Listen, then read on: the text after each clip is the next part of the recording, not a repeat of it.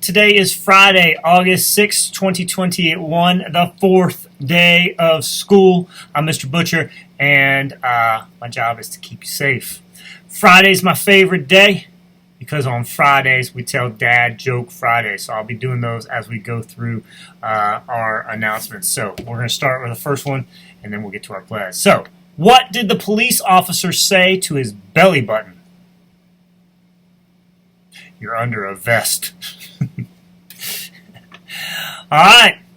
Like I said, my job is to keep you safe so you can show us how excellent you can be. We hope that you left your average in the car or on the bus and you're ready to show us how to be respectful and responsible. Speaking of responsible, let me give it to Mr. Newport, who will be going over who's going to be doing the pledge.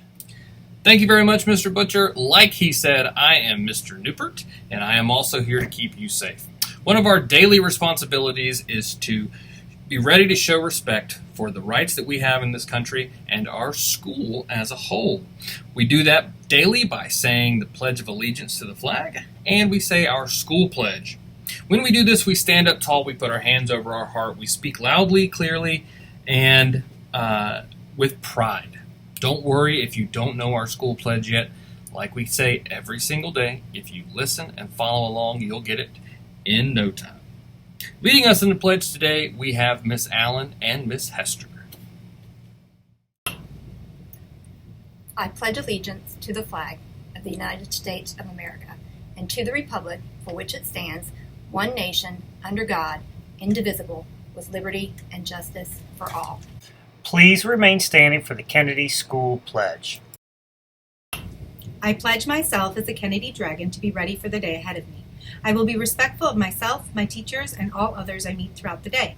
I promise to be responsible for myself, my actions, and my learning. I will work my hardest to be the best dragon I can be.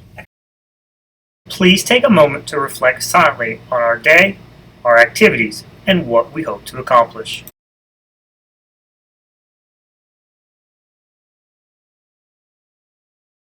Another one of our responsibilities is to keep ourselves and others safe. We can do that by making sure that we wash our hands frequently throughout the day.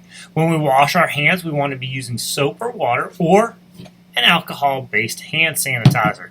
We also want to make sure that we are doing it for at least 20 seconds. So let's do it together now. Get yourself some hand sanitizer. I'm going to do it for 20 seconds. Make sure you get the front of your hands. 2.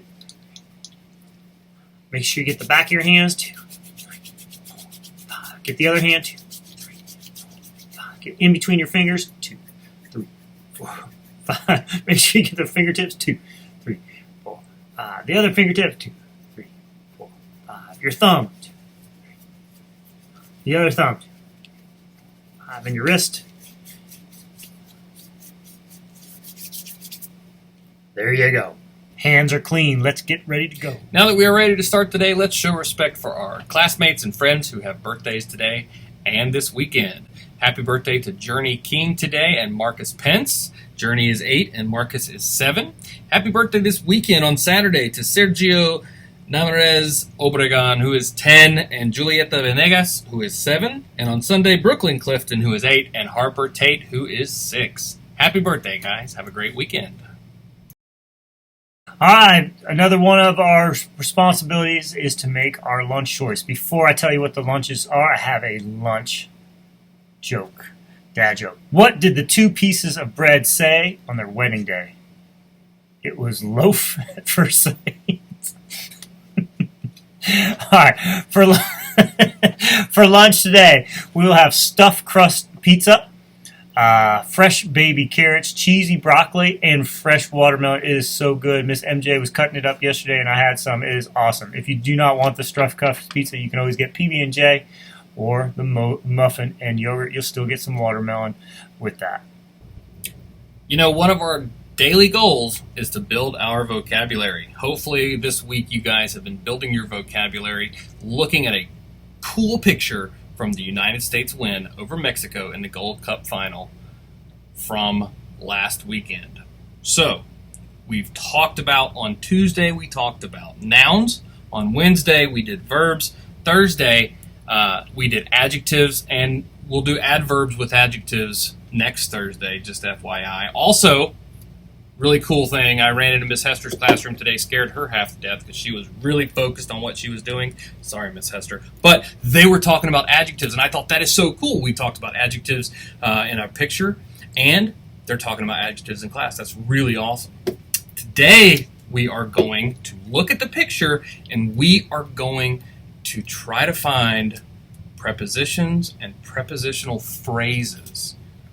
Ooh. Prepositions are words that describe relationships, like between, so the man between the other two, or the ball is above the man. Above is the preposition. Between is the preposition.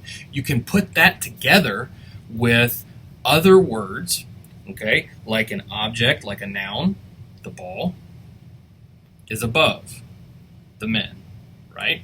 So we can put those things together and we can make prepositional phrases. Now, a prepositional phrase is not a sentence, but a prepositional phrase can describe a relationship to a noun and its surroundings. So you might see a man with a flag in the background.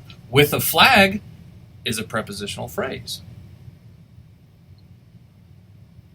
What can you find when you look at the picture? How many prepositional phrases can you guys come up with? And I bet your teachers are much better at explaining that than I was. I was never an English teacher. Your teachers are much smarter than I am, and they will be able to figure that out and help you find more prepositional phrases in that picture. Good luck. Make sure that your teachers help you guys fill out that form and turn it in so that we can get a class to help us tomorrow find out some of our prepositional phrases. Good luck. Our morning message today is on encouraging others, confidence, and respect. To encourage someone means to help that person have more confidence by giving him or her praise and support. For example, when you're very small and you were just learning to walk, everyone around you probably encouraged you by saying things like, "Come on, you can do it." With encouragement from others, learning new skills like walking can be much easier. Now, no matter how old we are, whether we are 2 years old or 80 years old, we all need encouragement from those around us. We need to be encouraged to be the best that we can be. So let's give each other enthusiastic words of support. Let's expect only the best from ourselves and each other. We can all be bigger and better people with a little encouragement. With something to think about, I'm Mr. Butcher. Make today your masterpiece or not. Remember, the choice is yours. And that's true. That's why I put it on the doors as you come in. Excellence starts here.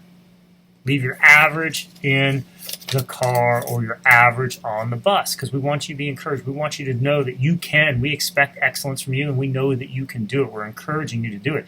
And that's why we ask you, go outside every door. It says, "How are you excellent today?" Talking about how you've been excellent, focusing yourself, encouraging you to think about the good things you did and not focusing on the bad things or the hard things that you had. So, great message for today. All right, last dad joke before we close out. You know, Sundays are always a little bit sad, but the day before it is a Saturday. Saturday. That is all we have for announcements, so please help me. Me and your teachers keep you safe. That is our job. And your job is to help us keep you safe. And you can help us by being a ready, respectful, and responsible student who is focused on graduating in the year. Because when you are a ready, respectful, and responsible student focused on graduation, you are fully committed to student success. I love you very much. Have a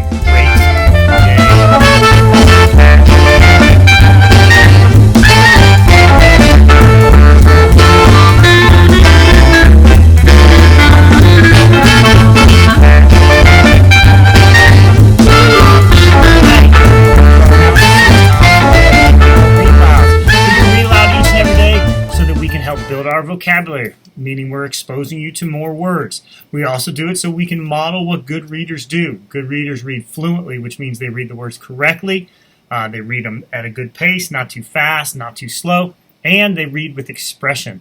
And we also do it so you guys can have practice doing what good readers do while they're listening to stories. They listen for the story elements. They listen for the character, who or what the story's about. They listen for the setting.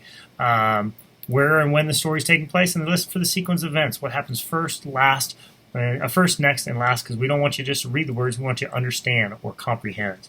Today's book is called Chopsticks. The author is Amy Krauss Rosenthal. Author is the person who wrote the words, and the illustrator is Scott Magoon. Illustrator means the person that drew the picture. So, Chopsticks, and it says up here, not exactly a sequel to Spoon, more like a change in a place setting.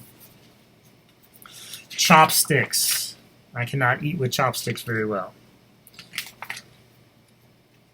Some fortune cookies there. Perhaps you've met Chopsticks. They've been friends for forever.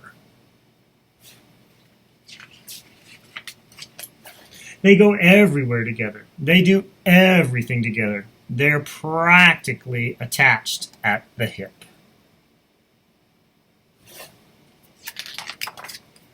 No one can remember ever seeing them apart. Spoon? Nope. Fork? Nope. Knife? Never. Having mastered all the basic chopstick moves, they were now learning some fancy new culinary tricks. Culinary, that's a new vocabulary word. This required lots of practice. Culinary. New vocabulary word. Food. And that's how it happened. Just like that. Snap. He needs a doctor! Ouch!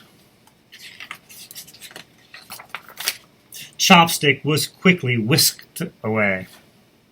That's the whisk. The others all waited quietly. No one stirred. Not even Spoon. It was a clean break. He just needs to stay off it while it sets, the glue said. Day in, Monday. And day out, Tuesday. Chopstick, Wednesday. Thursday. Never left, Friday. His side, Saturday. Until Sunday. Listen, you need to get out. Venture off on your own a bit. What could I possibly do without you? Nothing, that's what. You'd be surprised. Go, my friend, and then come back and tell me about it. Go, chop, chop. At first, Chopstick was just plain stumped. Then slowly but surely, new and unusual ideas presented themselves. He began to see all that was possible. He shoots, he scores! How do I look? Sweet, says the sugar. You moved! No, I didn't. Playing with the pickup sticks. Whoa! Needs a few more minutes. Indeed, Chopstick had learned to stand on his own, and this changed everything. Unexpectedly, being apart had made each of them even stronger. How's that leg? Feels fantastic. And not only that, they had realized how many great new things they could now share.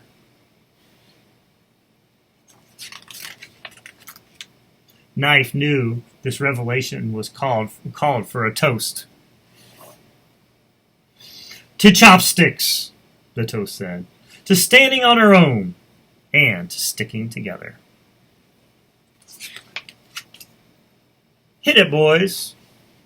They're playing chopsticks. This is a cute story. It's available in the Media Center now.